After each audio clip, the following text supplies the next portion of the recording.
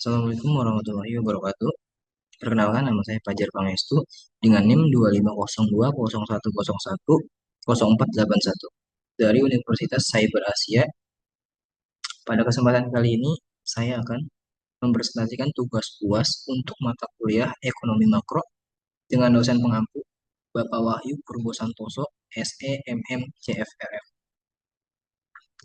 Pada presentasi kali ini, saya akan membahas mengenai analisis perekonomian Indonesia pada tahun 2021. Pembahasan saya akan berfokus pada beberapa indikator ekonomi makro, yaitu produk domestik bruto atau PDB, nilai tukar rupiah, dan inflasi, serta bagaimana ketiga hal tersebut saling berkaitan dalam proses pemulihan ekonomi Indonesia setelah pandemi COVID-19. Baik, langsung saja kita masuk ke pembahasan pertama. Gambaran umum ekonomi Indonesia 2021. Kalau kita lihat kondisi Indonesia pada tahun 2021, pada saat itu Indonesia sedang berada dalam fase pemulihan ekonomi setelah sebelumnya mengalami dampak yang cukup besar akibat pandemi COVID-19. Pandemi menyebabkan banyak aktivitas ekonomi mengalami penurunan. Pembatasan aktivitas masyarakat membuat kegiatan produksi, konsumsi, perdagangan, sampai investasi ikut terdampak. Masuki tahun 2021, kondisi mulai menunjukkan adanya perbaikan. Salah satu faktor yang mendukung adalah mulai berjalannya program vaksinasi dan adanya pelonggaran sebagai pembatasan aktivitas. Selain itu, pemerintah dan Bank Indonesia juga menerapkan berbagai kebijakan untuk menjaga stabilitas ekonomi. Dengan adanya berbagai dukungan tersebut, konsumsi masyarakat, investasi, dan ekspor mulai menunjukkan perbaikan. Jadi, bisa dikatakan pada tahun 2021 merupakan salah satu periode penting dalam proses pemulihan ekonomi Indonesia setelah pandemi. Selanjutnya, kita masuk mengenai pembahasan produk domestik atau PDB. Secara sederhana, PDB merupakan nilai pasar dari seluruh barang dan jasa yang diproduksi di suatu wilayah dalam periode tertentu. PDB menjadi salah satu indikator penting dalam ekonomi makro karena bisa digunakan untuk melihat bagaimana perkembangan perekonomian suatu negara. Selain itu, PDB juga bisa membantu kita melihat struktur perekonomian dan menjadi salah satu dasar bagi pemerintah dalam menentukan kebijakan ekonomi. Jadi, ketika kita ingin melihat apakah suatu perekonomian sedang mengalami pertumbuhan atau justru mengalami penurunan, salah satu indikator yang dapat kita lihat adalah pertumbuhan PDB. Sekarang kita masuk ke data pertumbuhan ekonomi Indonesia pada tahun triwulan 1 tahun 2021.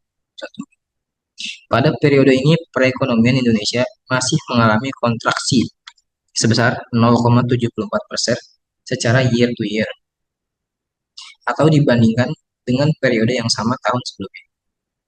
Kalau kita lihat angka tersebut, memang menunjukkan bahwa perekonomian Indonesia masih belum sepenuhnya pulih dari dampak pandemi. Namun kondisi tersebut sebenarnya sudah menunjukkan adanya perbaikan jika dibandingkan dengan kondisi pada tahun 2020. Nilai PDB atas dasar harga berlaku pada triwulan 1 2021 mencapai sekitar 3,969,1 triliun. Salah satu sektor yang mengalami penurunan paling dalam adalah sektor transportasi dan pergudangan, yaitu sebesar 13,12%. Hal ini cukup masuk akal karena pada masa pandemi, mobilitas masyarakat masih terbatas sehingga aktivitas transportasi tersebut ikut terdampak. Kemudian, kalau kita lihat wilayah Pulau Jawa, masih menjadi wilayah yang mendominasi perekonomian Indonesia dengan kontribusi sebesar 58,70% terhadap PDB nasional. Jadi, meskipun pertumbuhan ekonomi pada triwulan 1 masih negatif, data tersebut juga menjadi salah satu gambaran bahwa proses pemulihan ekonomi sudah mulai berjalan. Selanjutnya, nilai tukar rupiah tahun 2021.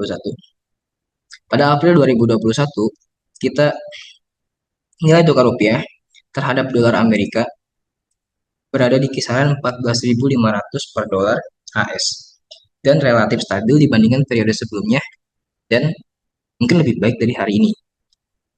Stabilitas nilai tukar ini tentunya penting bagi perekonomian Indonesia. Kenapa?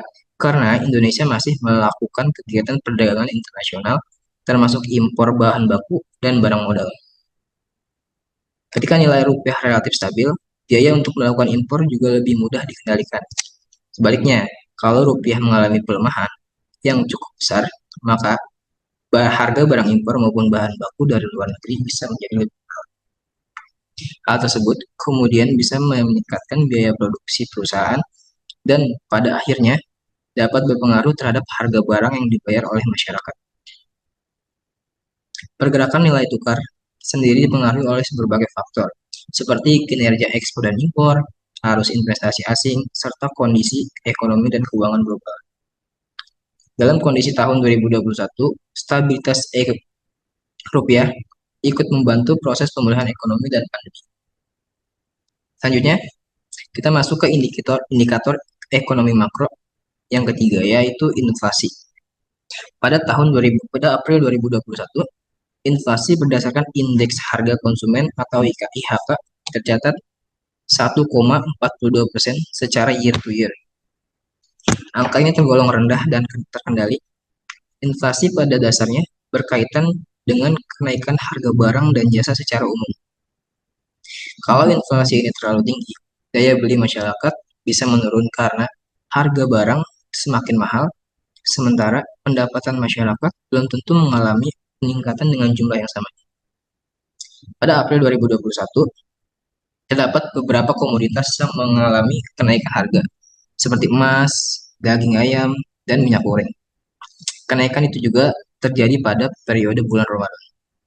Namun secara keseluruhan, inflasi tetap berada di tingkat yang terkendali. Salah satu faktor yang mendukung kondisi tersebut adalah permintaan domestik yang pada saat itu belum sepenuhnya pulih serta kondisi nilai tukar rupiah yang relatif stabil. Jadi, meskipun terdapat kenaikan harga pada beberapa komoditas, secara keseluruhan stabilitas harga masih cukup terjaga. Lanjut, pihak yang terlibat dalam kebijakan ekonomi Indonesia. Yang pertama adalah pemerintah.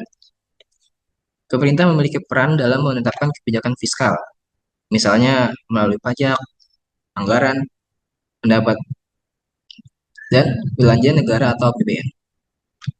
Lalu ada Bank Indonesia atau BI yang memiliki peran dalam kebijakan moneter serta menjaga stabilitas nilai rupiah. Selanjutnya ada OJK atau Otoritas Jasa Keuangan yang memiliki peran dalam mengawasi sektor jasa keuangan. Kemudian ada Bappenas yang berperan dalam menyusun perencanaan pembangunan ekonomi. Selain lembaga-lembaga tersebut, tentu ada pelaku usaha dan masyarakat.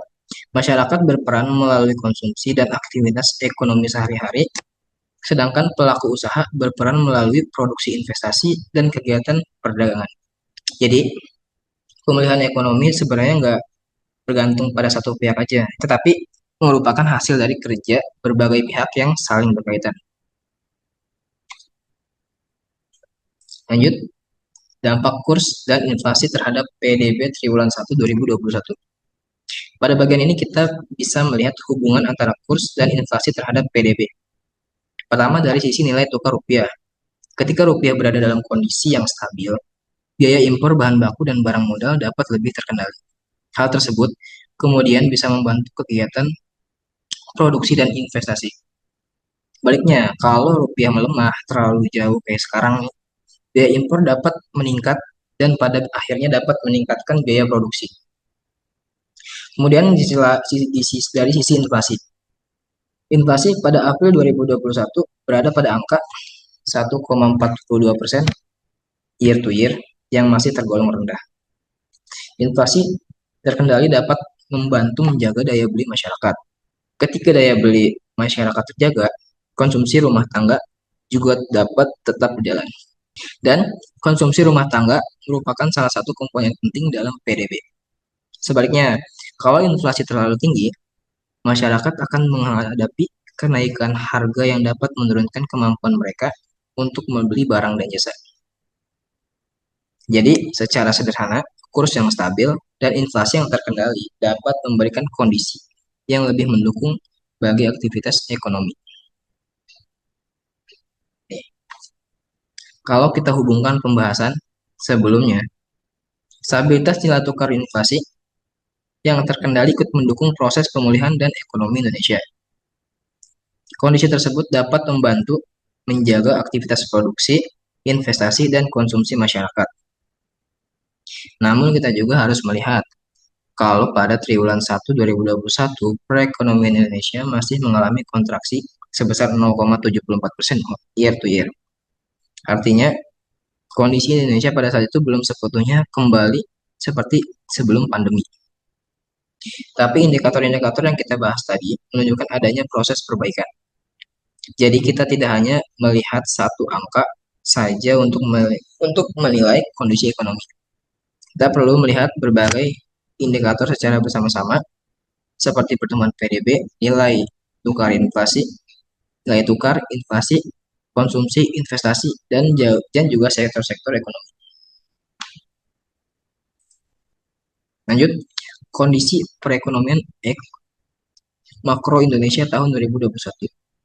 Secara keseluruhan, kondisi perekonomian makro Indonesia pada tahun 2021 menunjukkan tanda-tanda pemulihan yang semakin kuat. Meskipun Indonesia masih menghadapi dampak pandemi COVID-19, berbagai kebijakan pemerintah, program vaksinasi nasional, dan dukungan kebijakan moneter dari Bank Indonesia membantu mendorong aktivitas ekonomi. Inflasi tetap berada pada tingkat yang rendah dan terkendali. Nilai tukar rupiah juga relatif stabil, meskipun kondisi ekonomi global masih penuh ketidakpastian. Selain itu, konsumsi rumah tangga, ekspor, dan investasi mulai memberikan dukungan terhadap pemulihan ekonomi. Hal tersebut kemudian tercermin dari pertumbuhan ekonomi Indonesia yang secara bertahap membaik sepanjang tahun 2021. Pada akhirnya, pertumbuhan ekonomi Indonesia pada tahun 2021 mencapai 3,69% setelah sebelumnya mengalami kontraksi pada tahun 2020. Jadi kalau kita lihat perjalanan dari triwulan 1 sampai akhir tahun, terlihat adanya proses pemulihan yang cukup jelas. Terakhir, kesimpulan. Sebagai kesimpulan, tahun 2021 dapat dikatakan sebagai periode pemulihan bagi perekonomian Indonesia setelah mengalami tekanan yang cukup besar akibat pandemi COVID-19. Pada triwulan 1 2021, Indonesia memang masih mengalami kontraksi sebesar 0,74% year to year. Namun, beberapa indikator menunjukkan kondisi yang mulai membaik. Nilai tukar rupiah relatif stabil, sementara inflasi pada April 2021 berada di angka 1,42% dan masih tergolong rendah serta terkendali. Stabilitas kurs dan inflasi tersebut ikut mendukung daya beli masyarakat, investasi, dan kegiatan produksi. Dengan adanya dukungan kebijakan fiskal dan moneter, serta mulai meningkatnya aktivitas ekonomi, Indonesia kemudian mampu mencatat pertumbuhan ekonomi sebesar 3,69% sepanjang tahun 2021. Dari pembahasan ini saya dapat nyimpulin kalau kondisi ekonomi suatu negara gak bisa kita lihat hanya dari satu indikator saja. Kita juga harus melihat hubungan antara PDB, inflasi, nilai tukar, konsumsi, investasi, dan kebijakan pemerintah secara keseluruhan. Dengan itu, kita bisa dapat gambaran yang lebih lengkap mengenai kondisi perekonomian suatu negara. Demikian presentasi UAS mata kuliah ekonomi makro yang dapat saya sampaikan. Semoga penjelasan saya dapat memberikan gambaran mengenai kondisi perekonomian Indonesia pada tahun 2021, khususnya terkait PDB, nilai tukar rupiah, dan inflasi. Terima kasih pada Pak Wahyu Purbo Santoso, SE, MM, CFRM, selaku dosen pengampu mata kuliah ekonomi makro. Kurang lebihnya saya mohon maaf. Wassalamualaikum warahmatullahi wabarakatuh.